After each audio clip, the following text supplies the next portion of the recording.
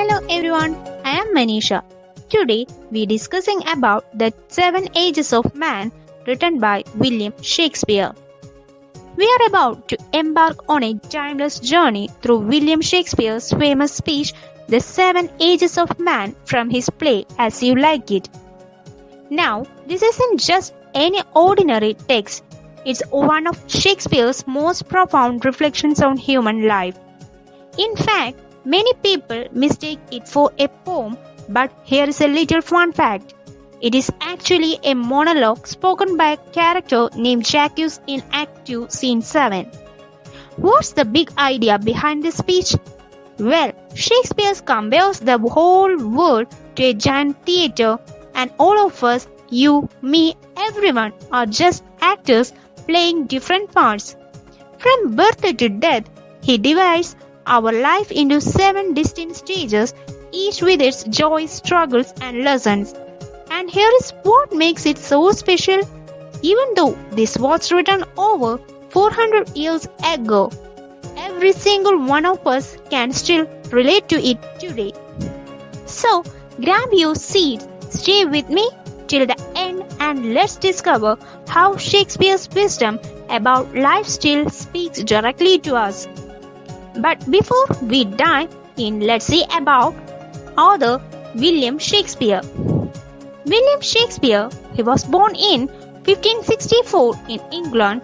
He was a playwright, poet, and actor, often called the greatest writer in the English language. He is also known as the Bard of Avon. He created timeless masterpieces including Hamlet, Romeo and Juliet, Macbeth, Othello, and his celebrated collection, the Sonnets and etc. His works explore love, power, ambition, and the human spirit, and they continue to inspire and captivate audiences around the world to this day. He passed away in 1660. Let's begin. The 7 Ages of Man. All the world's a stage, and all the men and women merely players. They have their exits and their entrances, and one man in his time plays many parts, his acts being 7 ages. Shakespeare begins by saying the world is like a stage in a theatre. Men and women are just actors performing their roles in life. Just as actors enter and leave the stage, people are born, entrances, and die, exist. During a lifetime, each person plays different roles depending on age. Shakespeare divides life into 7 stages. Stage 1. Infant. At first, the infant, mewling and puking in the nurse's arms. We begin with the helpless infant crying, mewling and puking in the nurse's arms. At this stage, we are entirely dependent on others. We cannot walk, speak, or even survive without the care of parents or caregivers. It's a stage of innocence and vulnerability, but also of pure potential. Think about a newborn baby. It's tiny, fragile, yet holding infinite possibilities for the future. Stage 2. Schoolboy. And then the whining schoolboy, with his satchel and shining morning face, creeping like snail unwillingly to school. Next comes the schoolboy, dragging his feet unwillingly to school, satchel on his back, with a shining morning face that still looks sleepy. Shakespeare captures the reluctance many of us remember, those early mornings when you wanted 5 more minutes of sleep but had to rush to class. Stage 3. Lover. And then the lover, sighing like furnace, with a woeful ballad made to his mistress' eyebrow. In this stage represents adolescence and young adulthood, a time filled with passion, daydreams, and emotions that feel larger than life. Love at this stage is often dramatic, consuming, and sometimes a little silly. Stage 4. Soldier. Then a soldier, full of strange oaths and bearded like the pod, jealous in honor, sudden and quick in quarrel, seeking the babble reputation even in the cannon's mouth. The fourth stage is the soldier, ambitious, quick to quarrel and seeking the babble reputation even at the cannon's mouth. Here, Shakespeare symbolizes the fiery energy of adulthood. It's a phase of risk-taking, ambition and the hunger for recognition. It's just like soldiers seek glory in battle, adults often chase careers, fame or material success, sometimes at great personal cost. Stage 5. Justice. And then the justice, in fair round belly with good cap on line, with eyes severe and beard of formal cut, full of wise sass and modern instances, and so he plays his part. By the fifth stage, we become the justice, wise, respected and settled. Shakespeare describes a man with a round belly enjoying good meals with stern eyes and a well-kept beard. This is the stage of maturity, when people gain wisdom through life's experiences. They become leaders, advisors and mentors.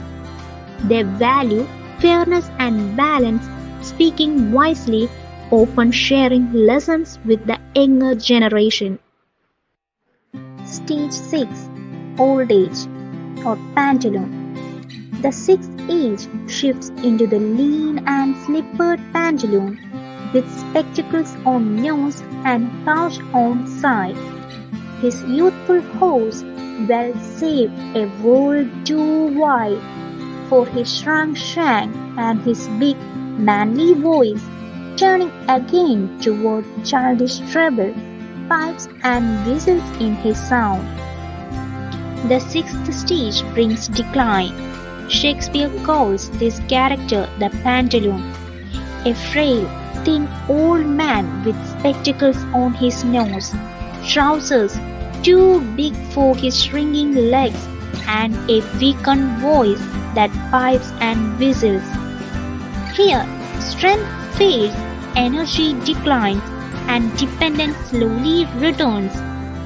But it is also a stage of reflection when people look back on their achievements and memories. Stage 7. Second childhood or dotage.